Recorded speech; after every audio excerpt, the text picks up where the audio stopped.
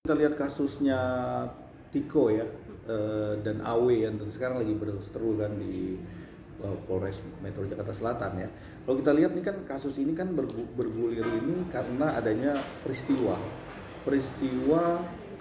membuat bisnis atau perusahaan dari 2015 dan akhirnya di 2021 adanya penetapan cerai secara agama dan secara negara ya. Jadi dari 2015 sampai 2021 selesai karena ini masih harta bersama.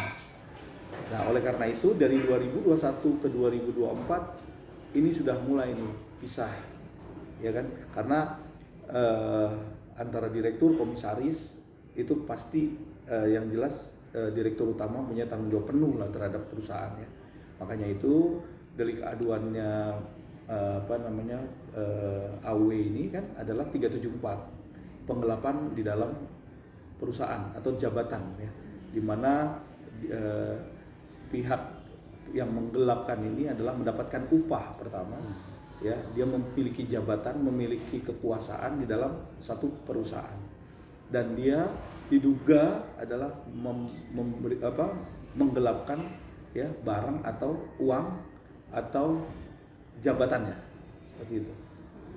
Yang dimaksud dari penggelapan di dalam jabatan ini kasusnya nggak main-main, hukumannya sampai 5 tahun penjara ya. Pasal berapa Bang? 74. Nah ini kan kasus ini dari proses penyelidikan terus bergulir ke proses penyidikan ya, tentunya diterimanya surat SPDP ya, yaitu surat dimulainya penyidikan ya. Pada waktu proses penyidikan tentunya polisi akan mendalami lagi nih, apakah 374 pasal ini sudah cukup untuk disangkakan atau ada pasal lain.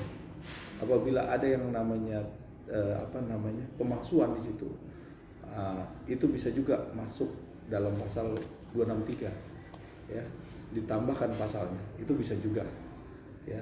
Tapi kita nggak tahu nih, bisa kita lihat karena 374 itu biasanya adanya audit ya, proses audit, diceklah perusahaan tersebut keuangannya tiap bulan. Nah, dilihat laporannya, apakah laporan itu sudah konkret sesuai fakta atau harus didalami lagi.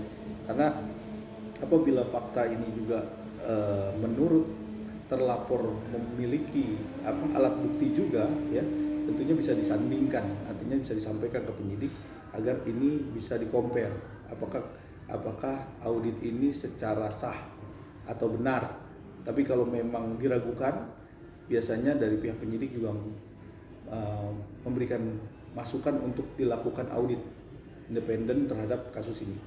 Nah, untuk bisa dibuka lagi sehingga kasus ini menjadi kasus yang secara benar ya, artinya memang mengalami adanya penggelapan dalam perusahaan tersebut, siapa yang menggelapkan, siapa yang adanya satu atau mungkin barang tersebut, uang itu ke siapa ya kan, kita kan nggak tahu nih, karena kan dari 2021 sampai 2024 ini kan uangnya apakah larinya ke siapa atau ke anaknya masih ya kan, karena kan 2024 ini kan baru BCL dan Tiko menikah kan, tentunya ada nggak indikasi itu kan, kita nggak tahu juga.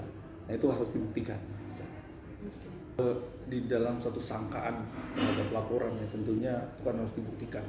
Bahkan kasus ini sudah naik sidik, tentunya pasti polisi sudah mengantongi ya siapa sih yang melakukan penggelapan, siapa sih pelakunya, siapa sih.